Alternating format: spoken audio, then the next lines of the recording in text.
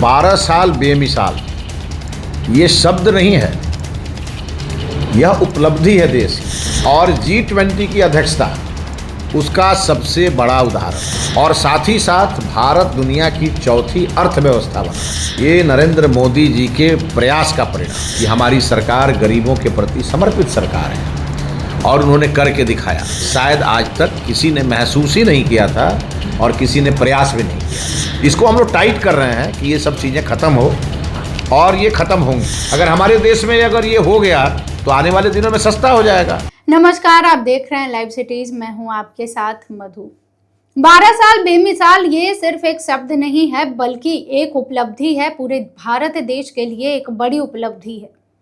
गोपालगंज में एक press conference में बिहार के शिक्षा मंत्री मिथिलेश तिवारी ने प्रधानमंत्री नरेंद्र मोदी के 12 साल पूरा करने पर और पंडित जवाहरलाल नेहरू के रिकॉर्ड तोड़ने पर काफ़ी कुछ कहा है। उन्होंने भारत सरकार की तमाम उपलब्धियां भी गिनवाई हैं। पहले हम आपको सुनवाते हैं कि क्या कुछ कह रहे हैं बिहार के शिक्षा मंत्री मिथिलेश तिवारी। आज हमें गर्व है कि हम 12 साल बेमिसाल, ये शब्द नहीं है, यह उपलब्धि है देश की। पंडित नेहरू से ज़्यादा दिन प्रधानमंत्री रहने का रिकॉर्ड इस देश में किसी का नहीं था, लेकिन माननीय नरेंद्र मोदी जी का रिकॉर्ड बना और नेहरू जी का रिकॉर्ड टूटा।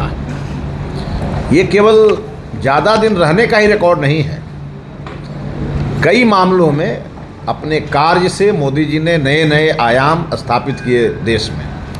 उसको अलग अलग समझने की ज़रूरत है। सबसे पहले भारत की वैश्विक प्रतिष्ठा बढ़ी। भारत विश्व का नेतृत्व करता हुआ नजर आया माननीय नरेंद्र मोदी जी के नेतृत्व में। पहले ये स्थिति नहीं थी, और G20 की अध्यक्षता उसका सबसे बड़ा उदाहरण है।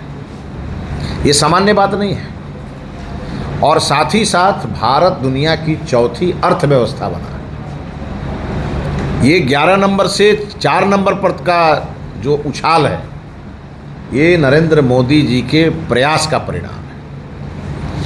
और हमारी विदेश नीति ऐसी प्रभावी है कि आपने कई बार देखा होगा, जब दुनिया के देशों में लड़ाइयाँ चल रही होती हैं, हमारे बिहार देश के बच्चे अगर वहाँ पढ़ाई के लिए फंसे होते हैं और प्रधानमंत्री जी का एक अपील होता है तो तिरंगा लेकर के और हमारे बच्चे स्वदेश सुरक्षित वापस लौटते हैं। और कई बार वो तिरंगा लेके पाकिस्तान वाले भी निकल जाते हैं। ये है भारत की वैश्विक शक्ति, जिसे मोदी जी ने 12 वर्षों में स्थापित किया है। जब आर्थिक विकास की ओर देखते हैं तो आर्थिक विकास में GST लागू करके माननीय प्रधानमंत्री जी ने अलग अलग टैक्स स्लैब को एक किया है, और उससे आम आदमी की परेशानी घटी।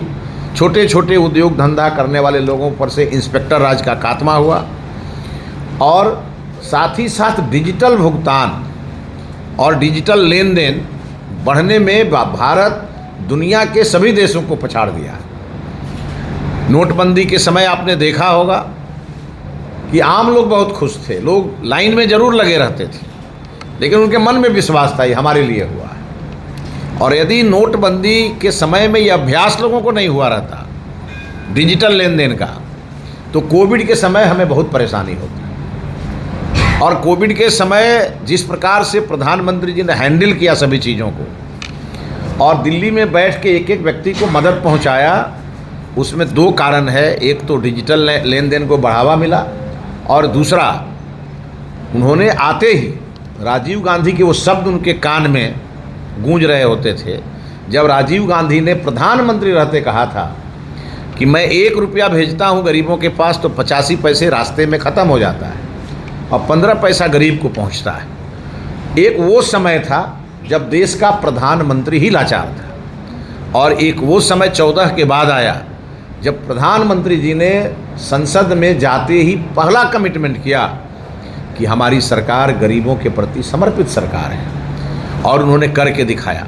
केवल बयान ही नहीं दिया, करके दिखाया। और सबसे बड़ा भ्रष्टाचार पर उन्होंने वार किया, डिजिटल लेन देन को और DBT को उन्होंने बढ़ावा दिया। और आपने देखा होगा JAM, J से जनधन, A से आधार और M से मोबाइल बैंकिंग, ये जो जैम लागू करके उन्होंने गरीबों को 24/7 बैंकिंग की सुविधा प्रदान की, जो पहले 10 बजे से 2 बजे हुआ करता था। अब कोई भी गरीब खेत में काम कर रहा है और वहीं से लेन देन कर रहा है। और साथ ही साथ 100 रुपया भेजते हैं प्रधानमंत्री जी तो 101 रुपया उसके अकाउंट में डेबिट होता है। ये जो चीज़ें हैं ये शायद आज तक किसी ने महसूस ही नहीं किया था और किसी ने प्रयास भी नहीं किया था। ये प्रधानमंत्री जी का एफडीआई कब होता है देश में? जब देश के प्रति विश्वास रहता है। दुनिया के देश के बड़े बड़े उद्योगपति हमारे देश में आकर के इन्वेस्टमेंट कर रहे हैं और एफडीआई बड़े पैमाने पर देश में हो रहा है, लेकिन उसमें एक शर्त है, मेक इन इंडिया। प्रधानमंत्री जी ने कहा कि आप हमारे देश में आकर के इन्वेस्टमेंट करिए, लेकिन हमें प्रोडक्ट मेक इन इंडिया चाहिए, मेक इन जापान और मेड इन चाइना नहीं चाहिए। ये एक बहुत बड़ा प्रधानमंत्री जी का इनिशिएटिव रहा। स्टार्टअप के माध्यम से आपने देखा होगा कि स्टार्टअप के माध्यम से युवा रोजगार देने वाला बना। रोजगार मांगने वाले युवा हमने देखे थे, लेकिन मोदी जी के आने के बाद वही युवा रोजगार देने वाला बना और इतने बड़े बड़े स्टार्टअप आज कार्य कर रहे हैं हम लोगों के बीच में कि घर बैठे एक नौजवान पूरी अर्थव्यवस्था का संचालन करता है। जी, आपने इतनी सारी योजनाओं के बारे में बताया, अब आपके गांव से ही ले लेते हैं। जो नल पानी मिलने का जो मामला आपने बताया, राज्य सरकार का मामला है वो। एक मिनट। बिहार का नल जल बिहार सरकार की योजना है, भारत सरकार की नहीं है, इसीलिए आज केवल भारत सरकार पर बैठे हैं। प्रधानमंत्री आवास योजना की बात हुई, क्या स्थिति है उसकी अभी? आवास योजना में जगह जगह भ्रष्टाचार की खबरें आती हैं। हम हमारे ही विधानसभा से हमने एक आदमी को बर्खास्त कराया है। इसको हम लोग टाइट कर रहे हैं कि ये सब चीज़ें ख़त्म हो और ये ख़त्म होंगी। उज्ज्वला योजना दिया गया है, लेकिन 350 का गैस अब 1000 प्लस में मिल रहा है, तो इस पर क्या कहते हैं? नहीं, आप पहले ये सब इन्फॉर्मेशन आप लोग लाते कहाँ से? आपको मालूम होना चाहिए कि आज देश की पेइंग कैपेसिटी भी बढ़ी है, पहले वाले हालात नहीं हैं। लोगों की आमदनी भी बढ़ी है और आज वैश्विक संकट है। हमारे देश में कई राज्यों में गैस उत्पादन पर काम कर रही है सरकार। अगर हमारे देश में अगर ये हो गया तो आने वाले दिनों में सस्ता हो जाएगा। अभी जो लड़ाई चल रही है गल्फ़ कंट्री में और उसके कारण जो परेशानी है, आपने देखा किस तरह इसको भी मैनेज किया गया है। अब जो हमारे पास नहीं है उसमें हम क्या कर सकते हैं? उसके लिए हम बेहतर मैनेजमेंट करके ही चला सकते हैं। लेकिन आज एक भी उपभोक्ता इस बात को लेके कंप्लेन नहीं करता है, ये कंप्लेन हमारे विरोधी करते हैं। तो आपने मिथिलेश तिवारी को सुना है कि क्या कुछ कह रहे हैं। देखिए, उन्होंने तमाम बातें और तमाम काम गिनवाए हैं। भाजपा सरकार ने अपने कार्यकाल में क्या काम कराया है। भाजपा सरकार ने देखिए आतंकवादियों को बाहर खदेड़ दिया है और हमारे देश में क्या किया गया है। हमारी अर्थव्यवस्था पहले 11 नंबर पर थी, उसको 4 नंबर पर लाया है और भी तमाम उपलब्धियां गिनवाई गई है। आपने सुना है 12 साल बेमिसाल का जश्न अभी तक जारी है। आपको बता दें कि प्रधानमंत्री नरेंद्र मोदी के द्वारा हमारे देश के पहले प्रधानमंत्री जवाहरलाल नेहरू के रिकॉर्ड को तोड़े गए थे और जिसके बाद प्रधानमंत्री नरेंद्र मोदी ने 4399 दिन का कार्यकाल निर्वाचित प्रधानमंत्री के रूप में पूरा करके एक नया रिकॉर्ड कायम किया है। तो इस वीडियो में फिलहाल के लिए इतना ही। और भी खबरों के लिए जुड़े रहें लाइव सिटीज के साथ। बहुत धन्यवाद।